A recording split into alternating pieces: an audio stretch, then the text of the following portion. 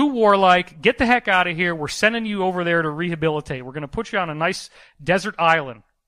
So we're Australia. We're Botany Bay, okay? Our solar system was a prison colony. Now, they didn't, the good beings that did this didn't think of it that way, but the people who got sent here had a lot of enemies, and they pissed a lot of people off. Now, these original people had spent many, many, many millennia in space. And the longer you stay in space as a human being, because one of the things we learn is that everybody that is an extraterrestrial is some kind of hominid. They got a head, they got arms and legs. They could look a lot different than us. Every type of life that we see on Earth, whether it's birds, whether it's fish, whether it's reptiles, insects, every type of life on Earth has beings that look human or human-like that are derived from that type of life. So you have avian humans, you have simian humans that actually look more like monkeys than we do, you have some that have faces like felines, some that have faces like birds. They actually look like a bird head on a human body. Some of them look like reptilian heads on human bodies, some of them have insect heads on human bodies. All these different types are out there. And it seems that different types that look more alike tend to stick together more. And that includes the reptilians, which happen to be the bad guys in the story. It sounds cliche, it just happens to be true. So these people have been floating around in the cosmos for a really long time, and they got very highly evolved to such an extent that they communicate by micro-voltage changes in the glow on their face that's like broadband internet. So they can communicate much faster than speaking. And that's why, for people like us to try to talk to these guys, it's almost impossible. They can't even imagine trying to speak in regular speech, like at the speed that we do. It would be way too slow. Now, these folks are called, in the insider world, the world of the Illuminati, they call them the progenitors. Now imagine that our space program, we start building ships that can travel out of the solar system. You know that they exist. You know that they got the Roswell crash, right? You know they reverse engineered it. You know about Area 51. Don't you think they'd fly into space? Don't you think they'd want to see some stuff out there once they got out there? Guess what they found? They found all kinds of build-outs inside moons and inside asteroids predominantly, where the entire room is built for people that are that large. Now, imagine walking into a room where the countertops alone are like 40 feet high. All the original equipment has been removed, probably because of scavengers, bone pickers. So a lot of what we find out there is big, giant, empty rooms that are massive in size with very massive doors that are like 100 feet tall. There's still, in some cases, machines that still work inside these facilities built by these very large extraterrestrials they call the progenitors. As I've been saying, the majority, according to the insiders I've spoken to, the majority of all the moons in our solar system have some degree of ancient bases inside them for people that are very, very tall. And in many cases, those bases have then been reoccupied later on. Because beings like these progenitors will come through and they'll build things out, they'll live here for a while, and then they mothball it and they go somewhere else. And then maybe for them, what might be just a few years, for us could be millions of years, they eventually come back and they reoccupy the facility again. So these facilities are ready to go. So in a lot of cases, we just fly in and we start building out what's already been built there, and it saves us an awful lot of time. So let's start from how our progenitors, as they're called, came in. They came in, and Neptune has a moon system, which I'm showing you now. And this is just to give you the sense of some of the stuff that's out there. All these different moons, or at least most of them from what I've been told from different people, and I got to combine it all together, most of these moons have settlements on them. Gigantic rooms inside. I've been told by one of the insiders, one of the original insiders, was that some of these moons, the entire inside has an atmosphere.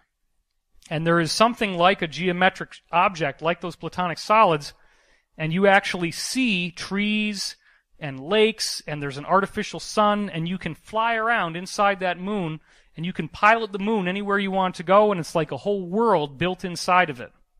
That's an advanced, obviously very advanced technology that apparently is all over the place. You could have a whole world of people living inside this object, hiding from their enemies. because these people, remember, were a prison colony. They were in trouble, and they were sent here to reform, and they also had enemies, and they were really worried about being attacked. And the idea here is that at some point, this group, which probably had a population of hundreds of billions of people at the apex of their civilization, their enemies came back, and they got wiped out. And of course, this brings us to the infamous monuments of Mars, which appear to be some of the survivors of what we're going to see became the asteroid belt. And after that, which was originally a planet, that's one of the things everybody on the inside tells you, is there was a super Earth in our solar system. Now, some people call it Electra, some people call it Tiamat. That's the two different names for it I've heard from the space program. After this planet exploded, and we'll get to that in a minute, the survivors apparently settled on Mars. And Mars had been largely damaged because Mars was an Earth-like moon orbiting this super-Earth, but it still had enough ocean and atmosphere left that it could be lived on, predominantly through underground bases, and they were able to rebuild it for a while and built up a civilization. Now, this is the original picture that shows what appears to be a face, and this has been widely attacked, but as you can see here, it clearly is casting a shadow. It looks very much like a face with a headdress on it. And then, as this is one of Hoagland's, he just basically cropped around the original NASA photograph, you see the face over there on the right, which very much looks like a face, and then on the left, we have this whole crazy-looking city of things that look very much like pyramids. Now let's take a closer look at that. That, to me, is very much not a natural formation. So this is the result of people building pyramids, and then as I showed you in the previous slide, the face is right over there, right where the sun sets. So they could watch the sunset over this monument, which is probably a monument to one of their leaders. So in 1998, Mark Carlotto did a geometric projection from the side where you can actually see really clearly the huge structure of that face, which, again, is very obviously an intelligently built structure, and then you got this city of pyramids, and then notice what you got over there on the bottom right. There is another pyramid down there that's actually 5-sided. You can see it here in this picture, not very well, but it's right down there in the middle. So let's take a look at that one now. That's what it looks like from the top view, and that's what it looks like from the side. Again, this object, they estimate, is 1.5 miles wide. It's enormous, and it's big enough that it could potentially hold 1 billion people inside. It's a very, very large facility that probably originally was quite a beautiful glass-like structure. The space program people have traveled to the face on Mars, to the pyramids on Mars, and from what they've told me, these structures are there, but they are under a great deal of sediment. There was a massive catastrophe that hit Mars that wiped them out, and that is described in the Law of One as having happened approximately 200,000 of our years ago. And the planet that exploded, they said, was more like 800,000 years ago. So it's interesting to note that the shape of this 5-sided pyramid has the human proportion built into it, suggesting it was built by humans who look like us. Because there's the Vitruvian Man that just drops right in perfectly into the shape of that pyramid. Isn't that interesting? There's all kinds of very strange and wonderful mathematical relationships between this 5-sided pyramid and the surrounding geometry on the plateau. I'm not going to bore you with all that, and we don't have enough time. That's Richard Hoagland's thing. I highly recommend reading his book, The Monuments of Mars, because that is the best source for all of that information. Then NASA comes out in 1998 and tries to debunk this whole thing by releasing what Art Bell called the cat box, in which they washed out the blacks and whites, they washed out the contrast, and sent us this image on the left to say, all these people that think it's a face, they don't know what they're looking at. That was disinformation, folks. That thing on the left doesn't look anything like what I showed you and the very beautiful shadows that it cast on the original NASA slides. Why? Because they don't want us to know that they already have a base on Mars. They've had it since the Nazis originally settled on Mars, believe it or not. as early as the late 1930s, early 1940s. The Nazis had already landed on Mars. They had some huge problems. They tried originally to settle around the equator, but there's these electrical storms that EMP'd all their systems, fried their systems. So now apparently the bases they build are around the North Pole, the pole, top and bottom pole, but especially the North Pole. And they have a facility there on Mars that has 200,000 personnel. And only 10,000 of those people are actually born on Earth. And it's apparently expanding very rapidly from what I've been hearing. So one of our earlier space program insiders, Henry Deacon, talked about this Mars city that they've got up there, which is one of the basic places that people end up going if you go into the space program. So this civilization, this renegade group we call the progenitors, according to the military insider, Richard Hoagland's top insider, this military group, the progenitor people were on the run. They were criminals, and they were sent to our solar system. This was their place of refuge and escape. And they colonized our fourth planet, which is Electra or Tiamat. And this planet was where they grew to ultimately at least 100 billion people, and probably a lot more than that. They were all in the 70 to 100 foot tall range. They're very large, and a larger planet supports a larger body, so this all makes sense. So Mars would have been a much smaller moon compared to the size of this planet. Now, again, it was originally a moon, and then after the planet, it probably had some settlement. Well, the big planet was settled, and then after the big planet totally exploded, some of the settlers on Mars survived. So that might be the size of Mars compared to the original super-Earth. It was very large. So Tiamat or Electra exploded, and here's the thing. Our Earth's moon was the crown jewel of their entire collection. The moon was actually an ancient build-out. I have been told by almost everybody who's a space program insider across the board, the entire interior of our moon, all the way around, 360 degrees in every direction, 20 to 50 miles deep, and it's all hollow, and it's all loaded with rooms for these 70-foot tall progenitor people inside. The whole interior of the moon. That trips me out. So there was a last-minute effort to flee inside the moon. Apparently billions of them managed to get in at the last minute, but the moon, even so, was heavily damaged as they fled. They could drive the moon away from the damage, but the problem is there were chunks of their original planet, which we now call asteroids, flying around everywhere, and they were getting hit. Boom, boom, boom, boom, boom. So they took a lot of damage, and a lot of that ancient base inside was destroyed. The moon was heavily damaged on the inside. There were bodies everywhere. It was horrible. They lost a lot of their technology. This is one of the things we've heard, is that after the moon went out there, they resettled on Mars, and they got shorter.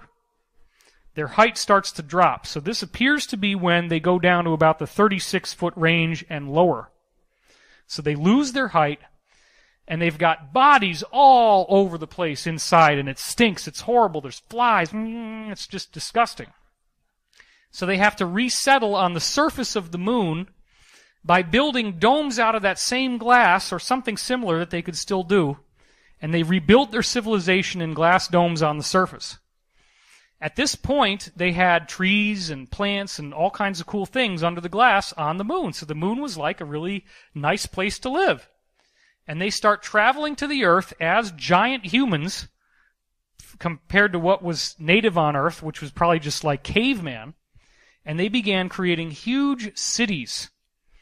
And as the tides on the Earth kind of jump-started everything, and as the conditions got better, they eventually built an enormous civilization on Earth in what we now think of as Northern Africa. And that is the area that you see here as the Sahara Desert and Saudi Arabia, the whole Persian Gulf, and then on up even into the Carpathian Mountains up there. Now, there's kind of a problem here, isn't there? What does it look like right now? It's like a big old wasteland of nothing. Well, it turns out that these people still could not get over their warlike ways. They still wanted to kick ass. They still wanted to kill people. And eventually their enemies came and wiped them out again. And one of the most fascinating things the insiders told me is, forget about even leaving the earth. If you're a treasure hunter and you want to find good stuff, all you got to do is have the advanced satellite technology they already possess and start digging down in the desert, the Sahara. You could go as little as 40 feet down, sometimes up to 200-300 feet of sand down. And there is an extraordinary amount of technologically advanced artifacts down there. They're everywhere.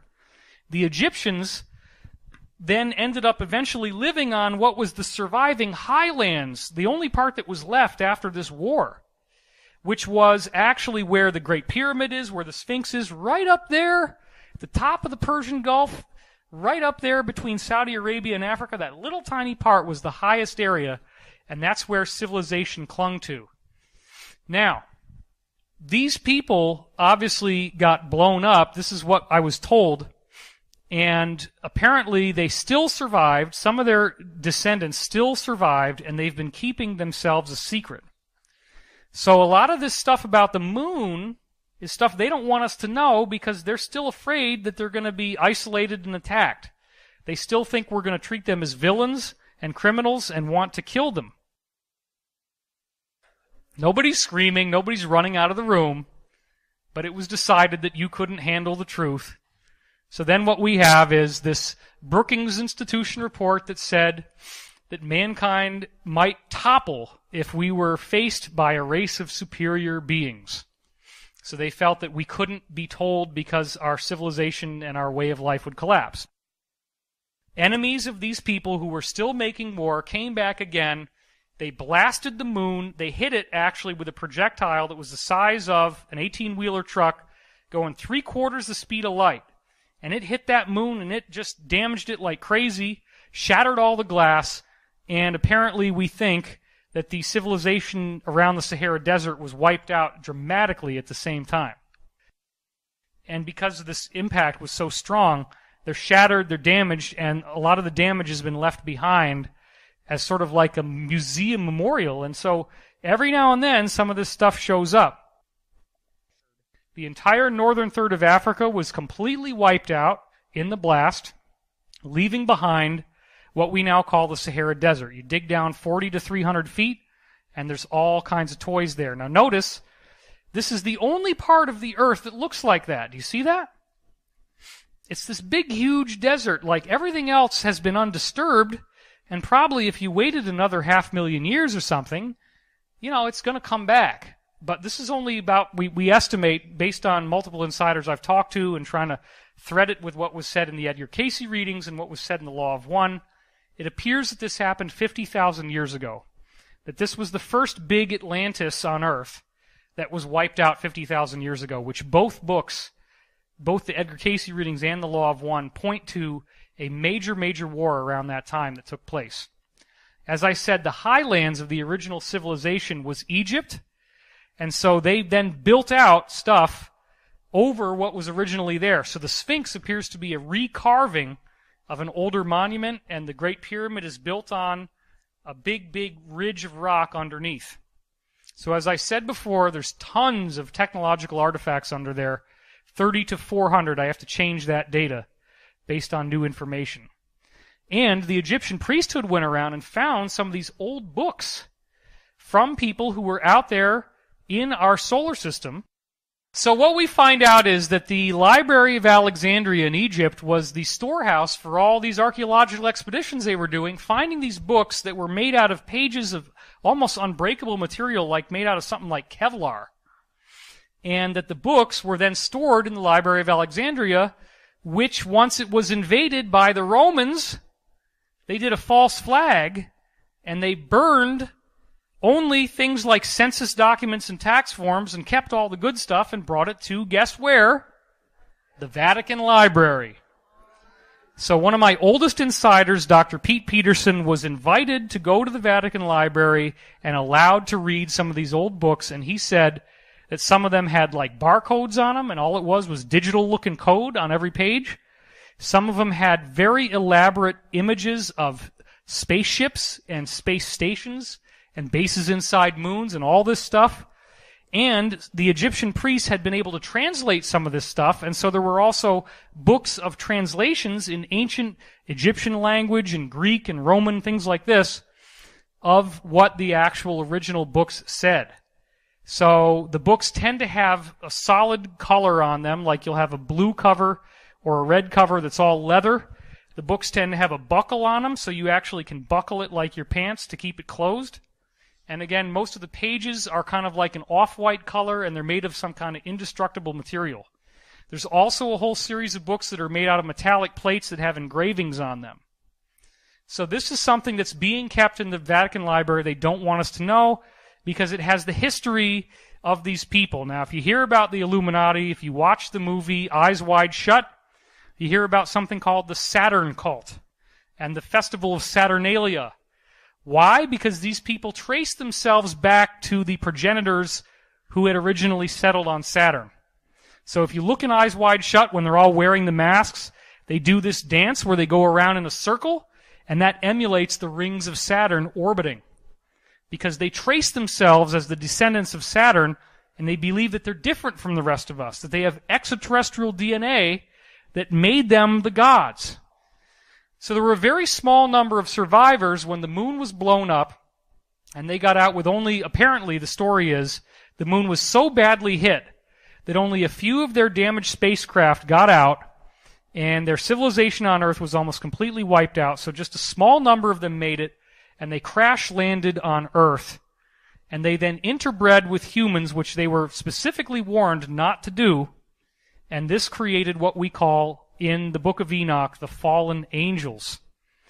Their offspring, their children most likely, the hybrids of their own form, which was about 36 feet tall, and native people on Earth, became these 12 to 13 foot tall, red-headed, white-skinned humans. And white skin was not normal for the Earth.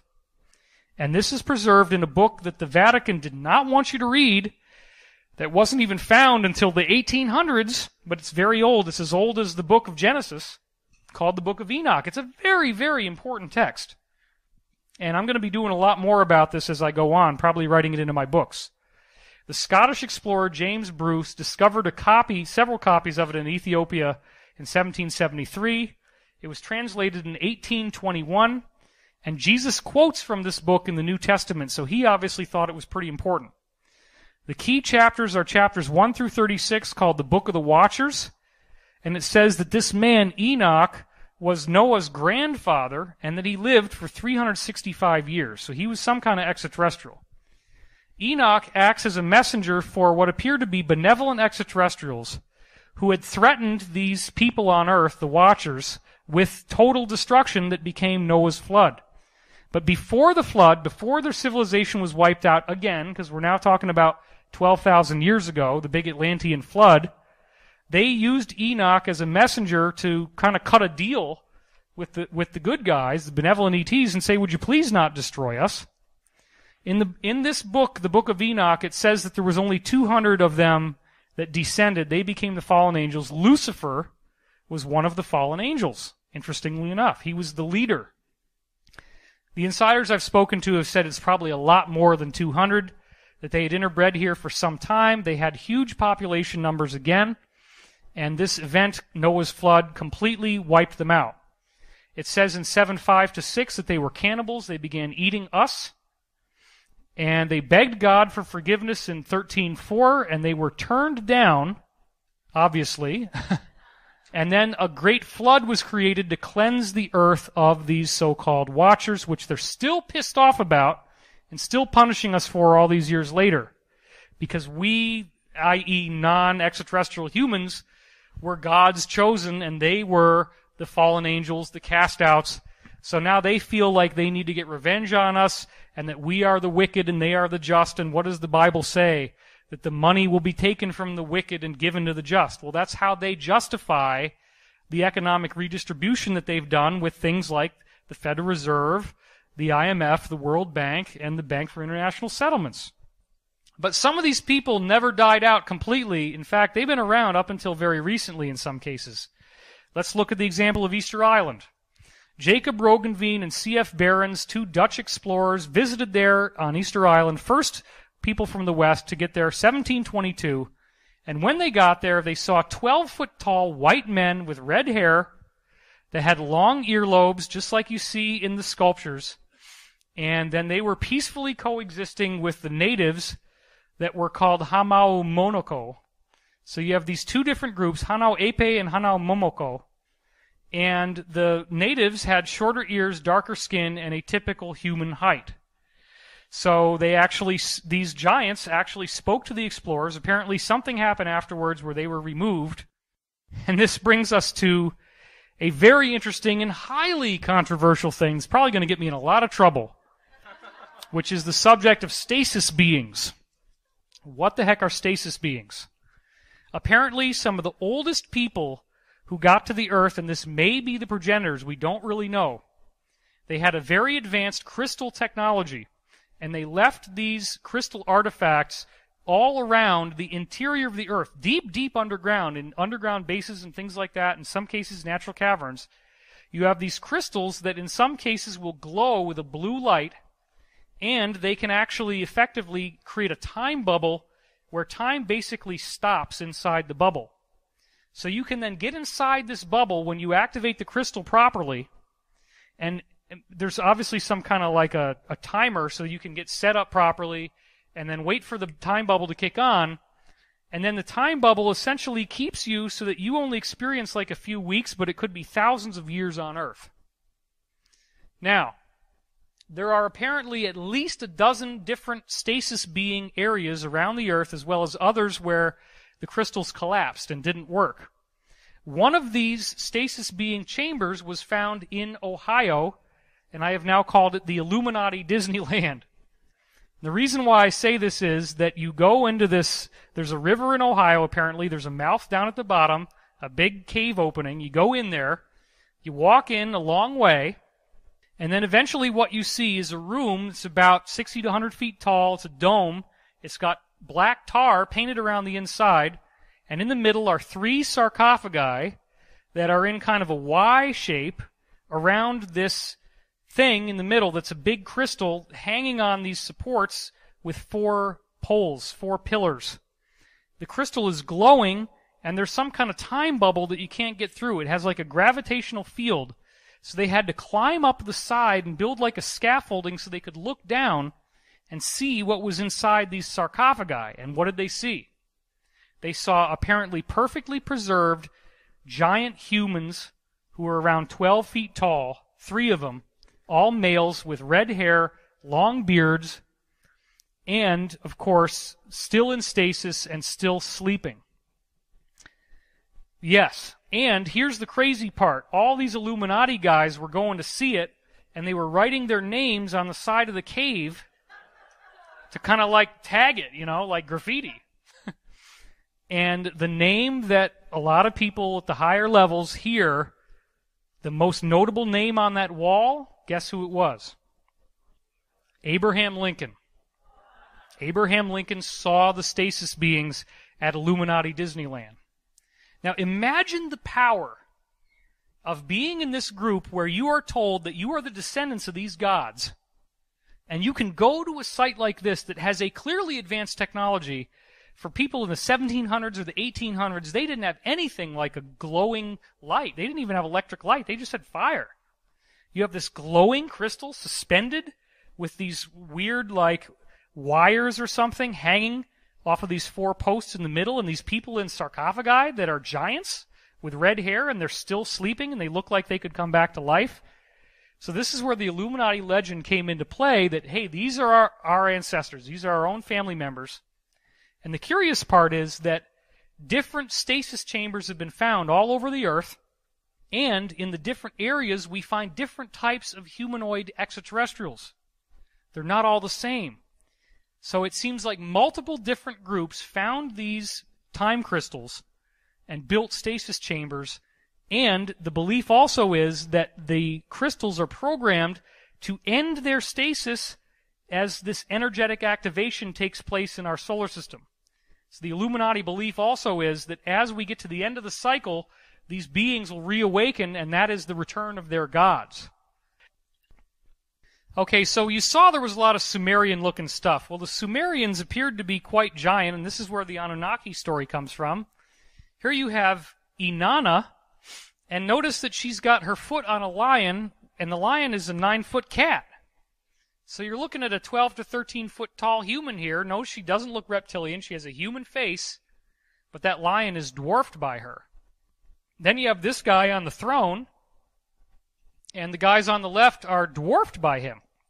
Again, suggesting that the original people who were here, who were apparently cannibals in the Book of the Watchers, were giants. Now, a lot of times on the old Egyptian walls, you see depictions of different types of humanoids, including humanoids with bird heads. These beings apparently are real, and they're called the avians. There are certain types of ETs that do have bird heads. They don't really look like that. This appears to be an oral legend, not based on eyewitness sightings, but there are actually people that have those bird heads out there. Notice, of course, here that in this temple, look at the height of the doorway. You see the people walking in? You see how much that dwarfs them? That would be perfect for these Anunnaki gods to show up. Now, the original Egyptian god Osiris apparently was very tall, had green skin, had an elongated skull that you see on that hat, and next to the Sphinx he built this stone structure, the Osirian, which is made out of huge blocks, some of which are 100 tons. Notice that he is pictured with some of these people that have like the bird heads. There's an avian there on the right. You got a guy that looks like a native there who has brown skin. Then you have a woman on the left who looks really a lot shorter than Osiris. She's only about half his height compared to him sitting on that throne. And notice again he has the elongated skull. So that's one of the original pharaohs, and over time as they stay on Earth, the Earth's energy fields get to them and they lose their height. That's one of the first things that apparently happens. But for the most part, they retain the elongated skull. So Akhenaten, 15th dynasty now, so 15 generations after Osiris, they've gotten a lot shorter. He lost the green skin, but he's still got the incredible skull. This is a sculpture of Akhenaten. And notice that his hat actually looks like the edge of a UFO, suggesting that he came in a craft that was aerodynamic like that. Very interesting headdress. This is his wife, Nefertiti, drawn with an elongated skull. Another shot apparently of Nefertiti or one of their kids, maybe Ramses. Here's another shot of Nefertiti with the elongated skull. You'll see this happens over and over again. And then what do? They call this an artistic style. This is their daughter Meritaten. Now, do you really think that if a guy was commissioned to do a royal sculpture and he screwed up the way your head looks this much, and he cuts off all your hair, and he doubles the length of your cranium to create this weird, superhuman-looking monstrosity, if that wasn't the way they really looked, do you think he would have gotten out of that room alive? No, you're seeing it, and the Illuminati laugh at you. Because this is right out there at the German museum, the Berlin National Museum, and people say, oh, it was just an artistic style. No, this is the big secret of the Illuminati. This is their daughter thinking that it would look sexy to stick a piece of hair on one side of her bald head. I don't know. I think she ought to work on that look a little bit. I'm not really feeling it. Just call me crazy. Notice also this is Nefertiti's body, that she has apparently a longer spine than we do and more weight around the midsection. They all seem to have this funny little pot belly and a very narrow rib cage. It's different physiology. They're not quite the same. There's another shot of them with this really narrow rib and then the funny pot belly. Now here we see on the right people with elongated skulls, and on the left people bowing to them in supplication who have normal skulls. And notice that all the people with elongated skulls have winged discs that they're wearing on their heads, suggesting that they got here originally long ago in flying discs, and they are the descendants of the gods. The Illuminati trace themselves as the descendants of these people. So these people were wearing masks in some cases. They came here, and they were the giants, and they wanted human sacrifice. So look at this big guy on the throne, and there has been a war going on to stop this kind of bullshit from happening. And these people have now had their ass kicked. These giants are not on Earth anymore. We've gotten rid of them. But the war still isn't over. It's still ongoing, And apparently these giants, these Anunnaki, are still working through our governments and still trying to win this war that they now know they cannot win because it's too late for them. Once this solar system change happens, it's all over. So there's been a lot of ETs that have showed up all over the planet. The Australians have the Wandjina. Oh, they got stuck with the bad end of the stick on that one, didn't they? We don't like those types. Let's get those out of here. Now, remember, the Illuminati have said that they are the descendants of the giants. Turns out this bloodline, the Diest bloodline, is the central root that connects to all the different European Illuminati families. And they come out of Rome. So this is very unusual, but this was probably one of the last times these people came out in the open. So, up until the 1700s, these giants were still walking around in America.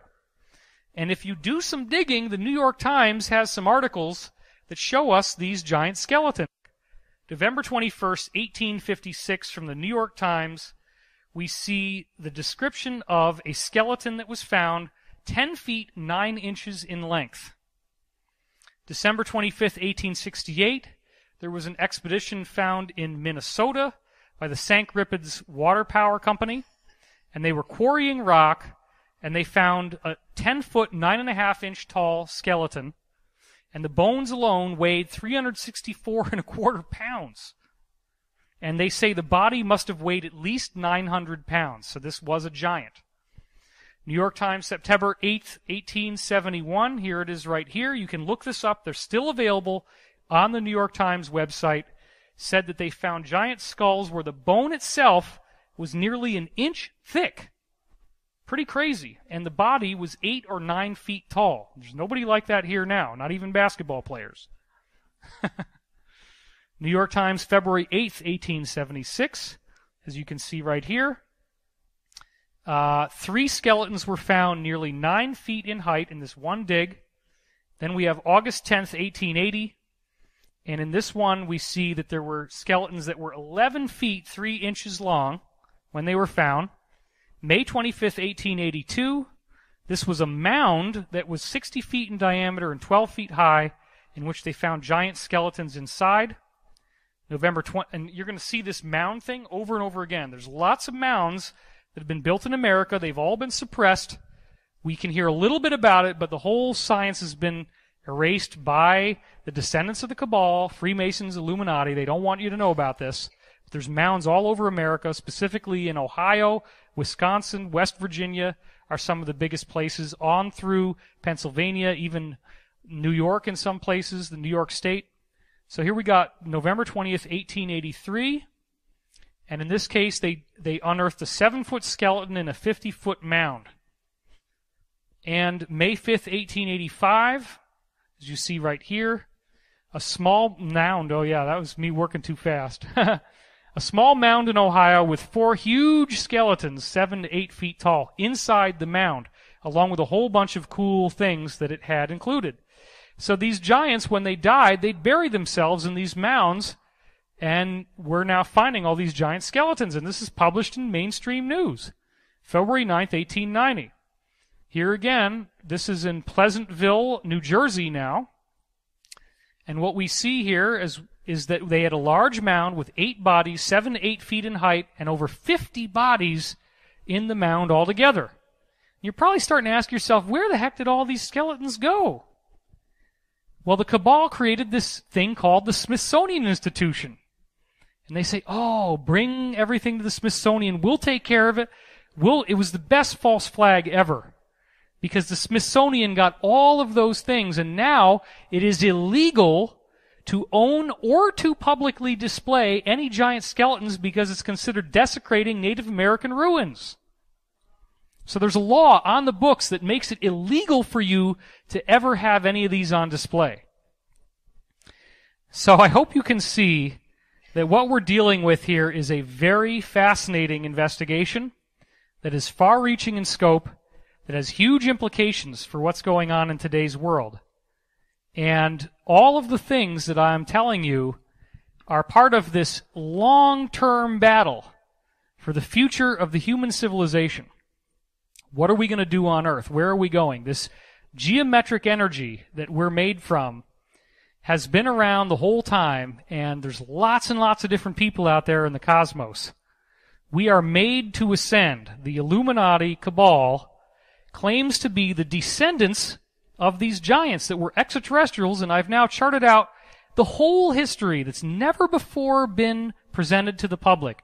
What you have just seen here is the very first time that anybody outside of a small circle of elite has ever gotten to hear and see the information that I have just presented to you.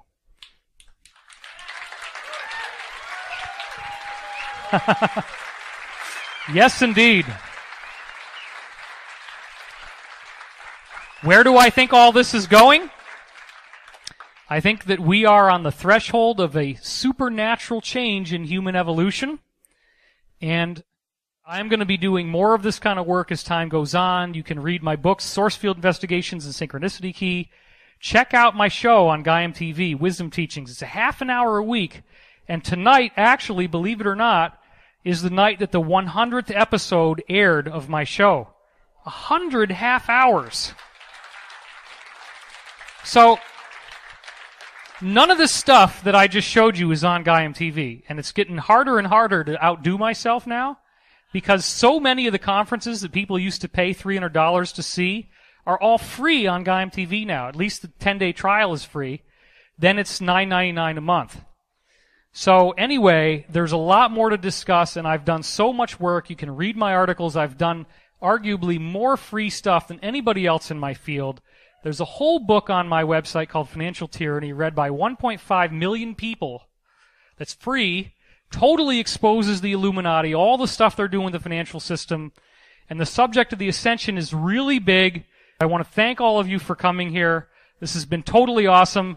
I'm still alive. We made it. Thanks, everybody. Thanks for being here. I really appreciate it. Thank you so much.